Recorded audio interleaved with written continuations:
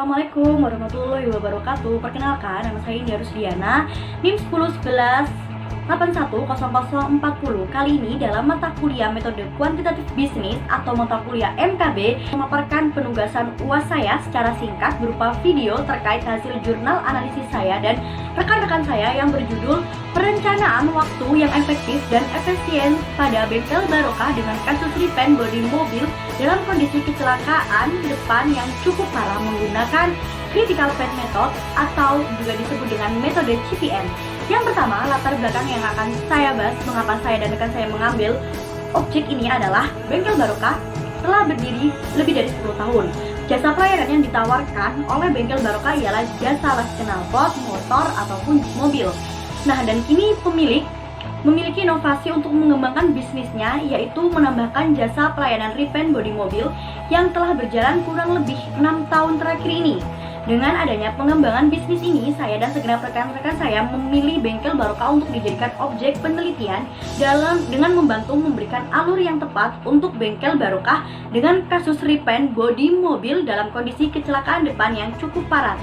Metode yang kami gunakan untuk menentukan alur yang tepat adalah dengan metode CPM.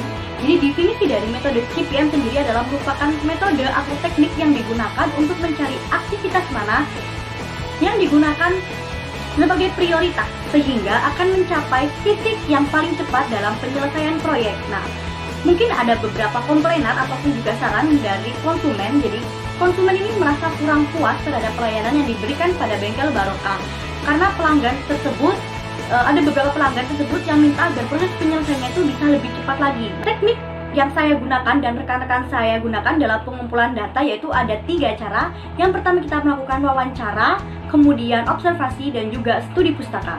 Selanjutnya adalah hasil pembahasan. Nah, yang pertama-tama harus kita lakukan adalah kita harus mengetahui tahap-tahapan atau urutan proyek repaint bodi mobil dengan kondisi kecelakaan depan yang cukup parah. Kemudian kita melakukan pengajian dan mengidentifikasikan lingkup proyek, memecahkan dan menguraikan menjadi kegiatan-kegiatan atau aktivitas yang merupakan komponen dari pengerjaan proyek tersebut secara rinci. Berikut akan saya tampilkan tabelnya. Nah, pada tabel ini kita mengetahui ada 13 kegiatan atau ada 13 aktivitas. Nah, di mana di sini saya sudah menentukan pendahuluan dan juga aktivitas lanjutannya dan juga waktu pengerjaan atau time index-nya. Jadi di sini dalam setiap aktivitas untuk mempermudah saya dan tim saya akan memberikan mereka pengkodean yaitu berupa abjad yang mana mulai dari A hingga M. Jadi di sini untuk aktivitas mempersiapkan peralatan bengkel serta oksigen dan asetilin di sini akan saya berikan kode A dan seterusnya. Nah, dari tabel tersebut kita juga mendapatkan informasi bahwasannya kode A atau aktivitas A itu tidak memiliki pendahuluan, tetapi memiliki aktivitas lanjutan. Kemudian aktivitas B itu tidak memiliki pendahuluan tapi memiliki aktivitas lanjutan. Selanjutnya untuk aktivitas C dia memiliki pendahuluan A dan B. Jadi ketika A dan B belum selesai maka kita tidak bisa lanjut ke aktivitas C, seperti itu. Kemudian dari tabel tersebut kita akan membuat diagram atau jaringan. Nah, akan seperti ini gambarannya.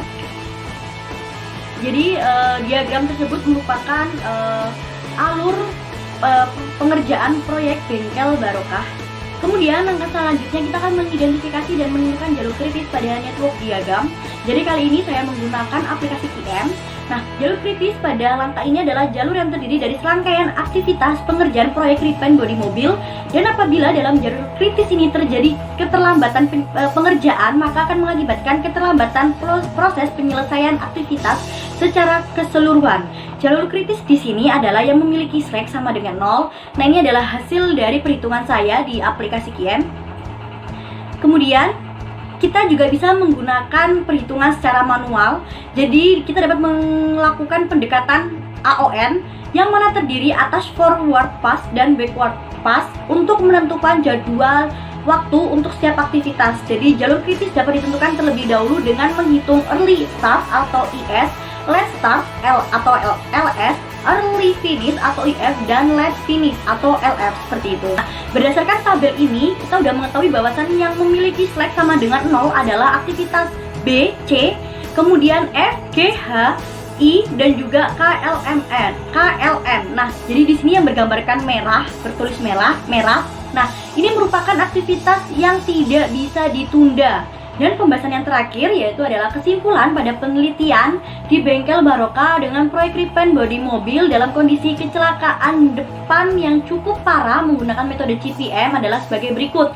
Yang pertama, perbedaan hari pada metode CPM dengan kegiatan yang biasa dilakukan oleh bengkel adalah 5 hari. Nah, jika menggunakan alur kegiatan sesuai dengan CPM, maka hanya membutuhkan waktu penyelesaian 30 hari. Nah, tapi jika kita melakukan kegiatan biasa saja tanpa metode CPM, maka kita akan membutuhkan waktu sebanyak 35 hari. Nah, apabila pemilik bengkel menerapkan metode CPM saat mengerjakan proyek, maka pengerjaan akan lebih efektif dan efisien, sehingga akan membuat pemilik bengkel lebih untung serta mengurangi pendanaan pekerjaan atau dapat menekankan biaya operasional. Mungkin cukup sekian dari saya. Apabila ada salahnya saya mohon maaf. Wassalamualaikum warahmatullahi wabarakatuh. Semoga bermanfaat.